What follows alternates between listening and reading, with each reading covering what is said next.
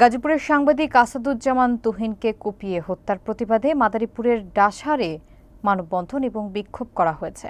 রবিবার সকালে ডাসার ও কালকিনিতে কর্মরত সাংবাদিকদের আয়োজনে ডাসার উপজেলা পরিষদের সামনে ঘণ্টাব্যাপী এ মানববন্ধন ও বিক্ষোভ করা হয়। বিস্তারিত থাকছে আশরাফুর রহমান হাকিমের তথ্যচিত্রে। মানববন্ধনে বক্তারা বলেন, গাজীপুরের সাংবাদিক আসাদুজ্জামান তুহিনকে যে নির্মমভাবে কুপিয়ে হত্যা করা হয়েছে তা অত্যন্ত বেদনাদায়ক।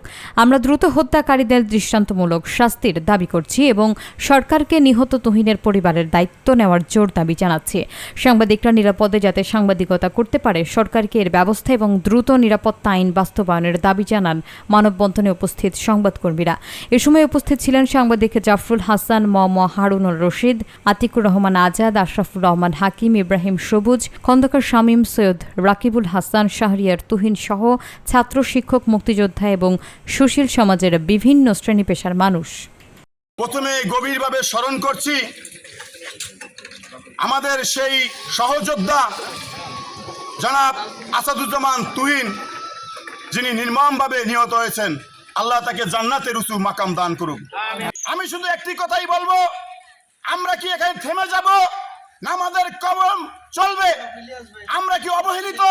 সাংবাদিকরা চারটি স্তম্ভের চতুর্থ স্তম্ভে আজকে আমাদের সেই সুরক্ষা নেই।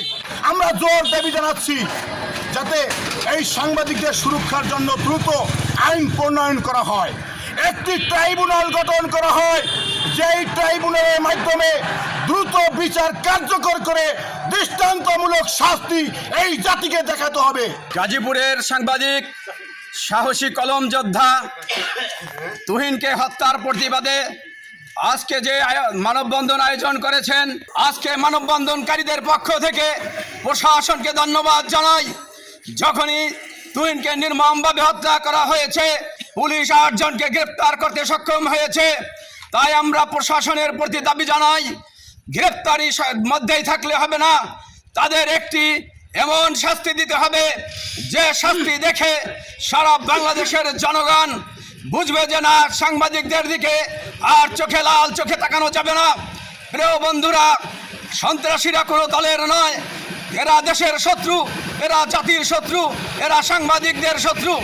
এখন আমরা কোন অবস্থায় আছি, কোন দিকে আমাদের সাংবাদিকতা যাচ্ছে, কোথায় যেয়ে শেষ হবে, আমরা বলতে চাই আপনারা যারা আছেন দেশের নীতি নির্ধারক, তারা অতিলম্বে অতি দ্রুত সাংবাদিকদের নিরাপত্তা ব্যবস্থা করার জন্য আইন প্রণয়ন করুন, যাতে সাংবাদিকরা সুরক্ষিত থাকে এবং দেশ সুরক্ষিত থাকে। সাংবাদিকদের একত্রবদ্ধ সবসময় থাকতে হবে, যাতে এরকম গাজীপুরের মতো কোনো ঘটনা বাংলাদেশের মাটিতে কোথাও সাংবাদিকের উপর এবং নির্মম হত্যাকাণ্ড না চালাতে পারে। এজন্য আমাদের সকলের ঐক্যবদ্ধ থাকতে হবে। দীর্ঘদিন ধরে এই সাংবাদিক সমাজ নির্যাতিত, নিপীড়িত, যেটা সত্যের সন্ধানে যে আমরা কলম ধরি, সেই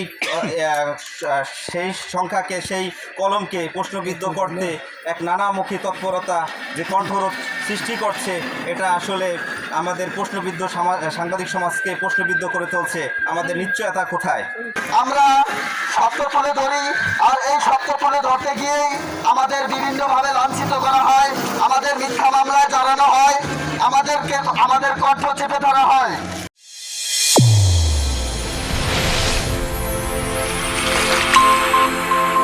চ্যানেল A1 হৃদয়ের স্পন্দন।